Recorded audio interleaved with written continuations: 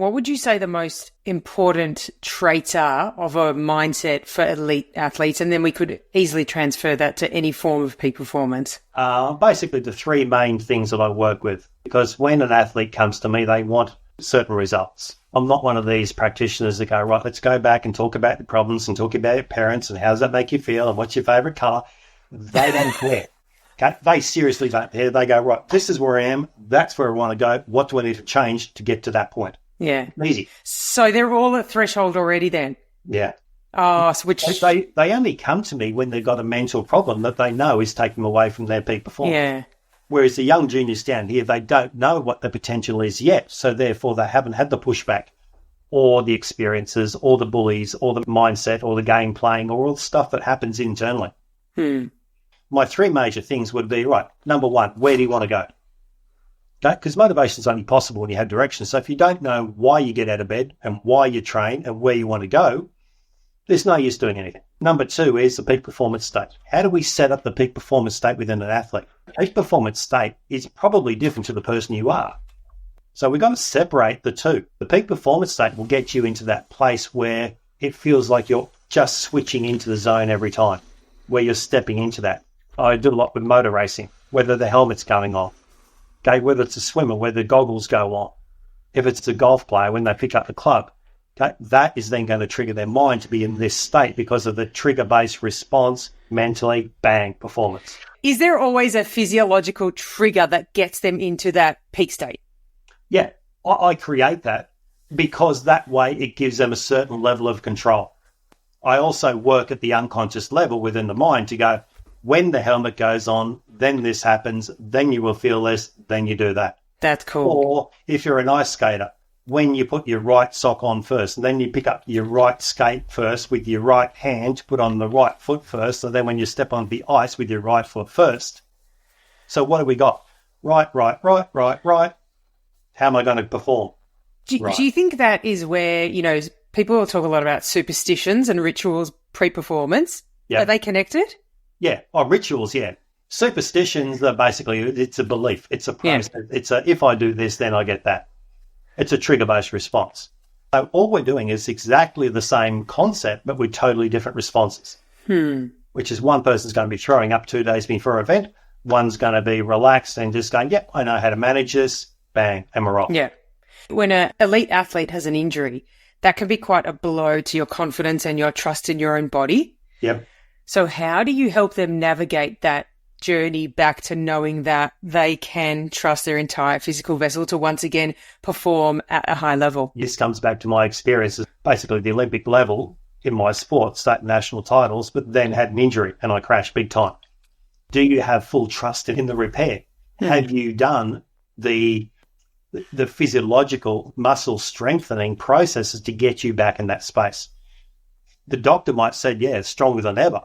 The muscle might be going, that's stronger than ever, but they haven't worked this to go, it's got to be as strong as ever. Because again, like we said, the brain's going to go back in survival mode. How am I going to protect myself? Because I don't want to be injured again. So I'm going to be holding back by holding back. Well, it's the brain that actually is the bit that gets injured. And I say to a lot of my car races, okay, the car doesn't run off the track. This goes off track. The car doesn't crash. This crashes.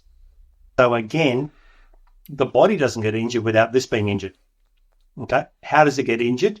Two ways. One is literally you go push beyond your potential, which you can't do. You can only ever achieve your potential. If you go better, well, that's your new potential.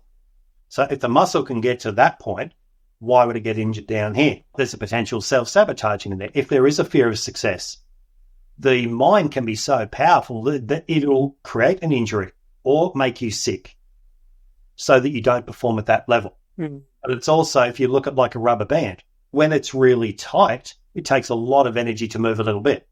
So again, what that says is if you're really tight and anxious about performance, any slight movement above that could bang, create an injury. Yeah. But if you relax and you apply the same pressure, you'll have a greater speed, flexibility, greater range with less chance of injury. So my question is, how is it injured? Why were you injured? If it's because you were too tight, then we work on managing the fears, the doubts, the uncertainties. If it was purely like a footballer, someone ran into your knee and double jointed it and dislocated it or whatever it might be, then we know that's just a situation that occurred. And can you always take the fear away and the emotion away enough for them to be able to perform again at that level? No, as soon as you said that, my body just goes, no, you can't. You can take the fear away from the experience. Can they perform at a higher level again? Absolutely. But it's only for that moment. Because when they go into life, you want people to have the fear again, fear of other people and protection and safety.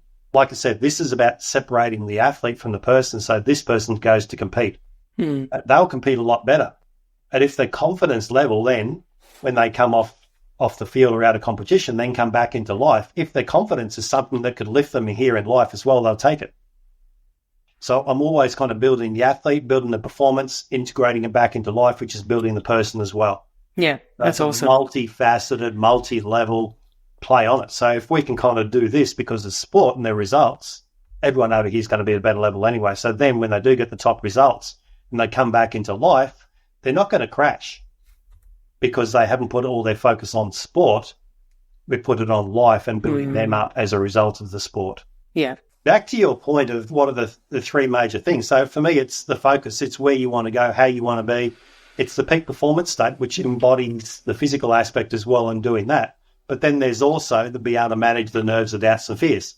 Once you can do that, then all of a sudden the physical body is more capable because you don't have the restriction of your muscles. You don't have the tightness. You don't have that game playing in your head. And this is what we're saying about, can you eliminate fear? No, you can't. But you can have the fear that's here. Like I said, existing results equal potential minus fear. A lot of the fear is based on the unknown. We can get rid of 97% of fears because they never happen. They're just the what ifs. So fear is that conflict between the reality and the potential what ifs. Okay? If we just look at how the brain works, because you got the two components, you got the logical part of the brain goes, yeah, I can do it. It's the emotional part of the brain that goes, yeah, but remember all these experiences. Remember every time you go and get sick and you're going to it, that then creates the fear. Okay, so when you've got two different opposing thoughts or emotions, that's when you start thinking that one or this one. When you trust, you've only got one, correct? So when you're in that trust space, you don't have any conflicting ideas or emotions. So therefore you perform well. The conflicting is the thinking. And I can guarantee one's logical and one's emotional. Get rid of the emotional one and you just work on the logic. Have it on the training. Can I swim up and down the pool? Do I have my goggles? And can I breathe while underwater? Job done. Yeah. Then you go, right, here's the coach. There's your race plan. Do this at that speed, at that rate, and turn here. Then you'll get that result. The only way that system fails is emotions. So we take a lot of the emotions out and follow the system.